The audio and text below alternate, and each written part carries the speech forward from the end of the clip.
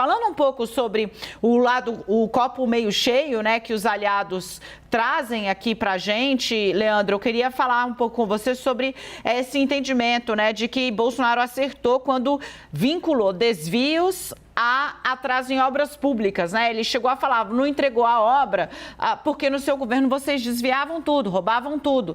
E eles acham que isso dá concretude a um problema. Minha pergunta é, né, corrupção faz muito barulho nos debates, sempre, é um assunto que o PT já estava mais do que precificado que viria, e a minha pergunta mais é, né, quanto na verdade não, na verdade a gente vai fazer mais uma rodada aqui, hein, de análise, segura aí, o Igor, porque eu preciso falar de Sérgio Moro, mas ele ainda tentou fazer isso, travar esse debate com esse reforço, né, do ex-juiz da Lava Jato do lado, Leandrinho.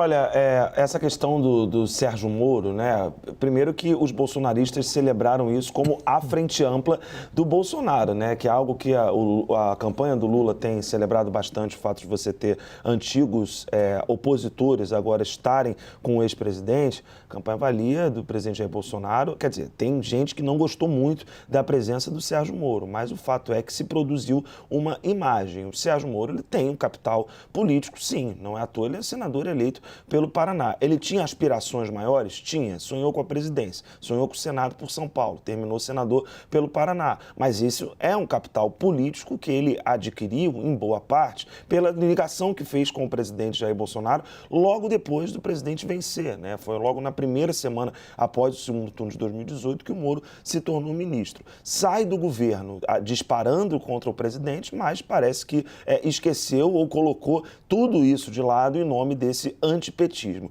E o antipetismo, ele é algo que é muito pautado por esse tema da corrupção. Daí essa leitura de que o presidente acertou ontem ao trazer o que você bem colocou, Dani, como uma concretude dos casos de corrupção. É um argumento, mas de novo, né? Esse argumento ele é suficiente para mudar votos. É muito difícil mudar voto nessa campanha. O que as pesquisas estão mostrando é que a imensa maioria dos eleitores do Lula estão com Lula e do Bolsonaro estão com Bolsonaro. O presidente precisa trazer eleitores que ou foram dele em 2018 e não são mais, ou tentar buscar aqueles que não foram para a urna no primeiro turno. Colocar o Moro ali do lado dele, não me parece que exista algum eleitor que seja de Sérgio Moro que não esteja já com o presidente Jair Bolsonaro. Então, essa ampliação, pautas que possam ampliar um pouco, é a dificuldade que o presidente atravessou desde o primeiro turno e nesse segundo turno também, né? É uma diferença de 6 milhões de votos que o presidente precisa de um outro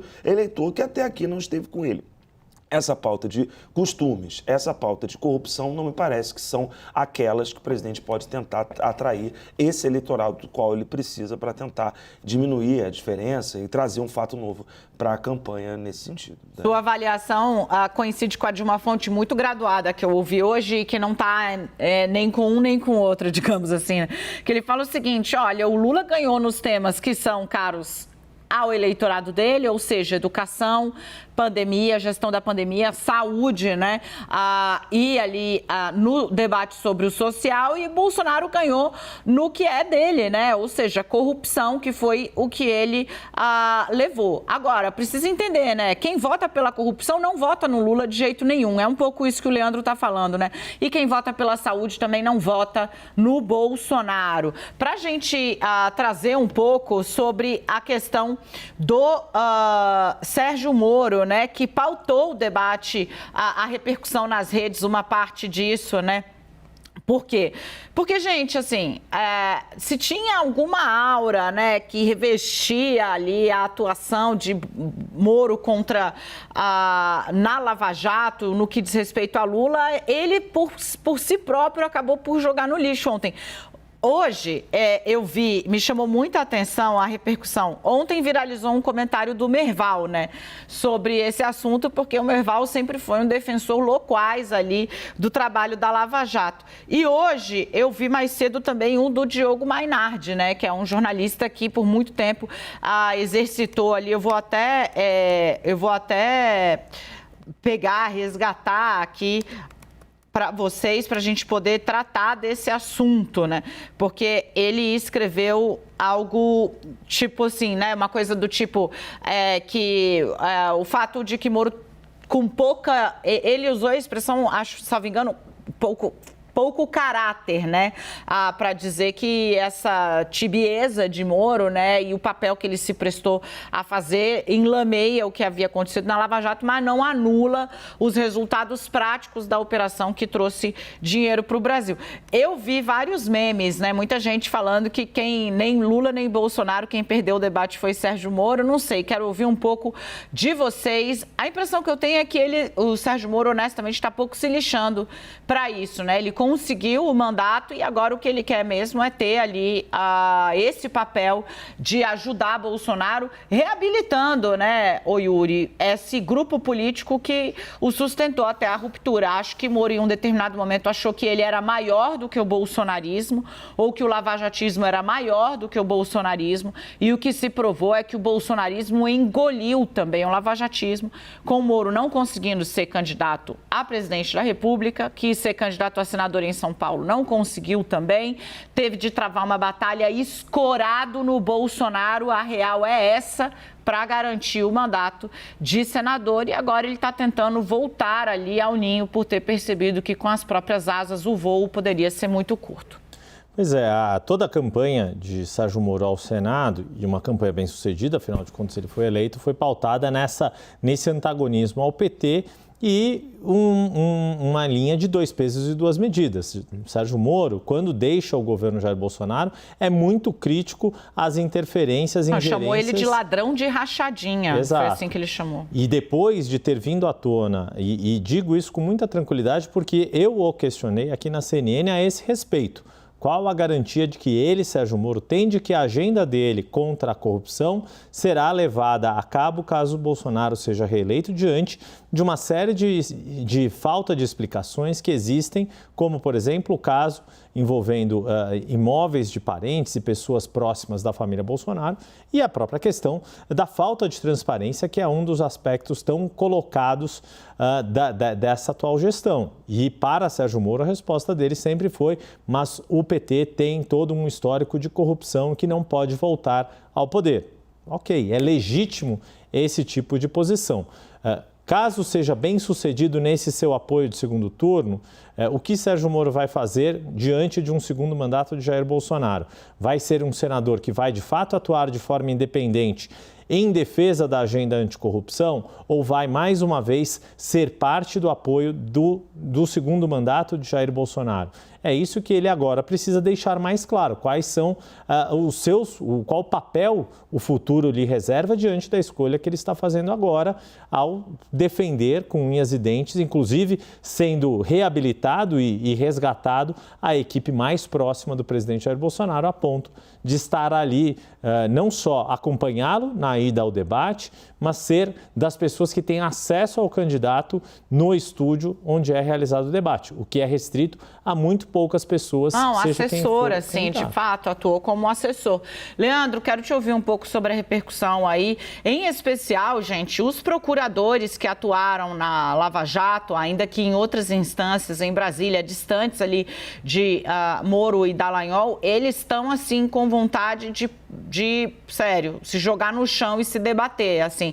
Os grupos do MPF, o desconforto é enorme, né? Falando com esses procuradores de ontem para hoje, assim, a sensação é de que eles não só, né, jogaram a questão, o legado da Lava Jato numa defesa, porque assim, na rua é esse fla-flu, né? Beleza, mas juridicamente está se tornando inviável defender a posição, gente. Juridicamente é isso, entendeu? Acusaram o Moro de ser um juiz suspeito. Aí os defensores da Lava Jato estribucharam.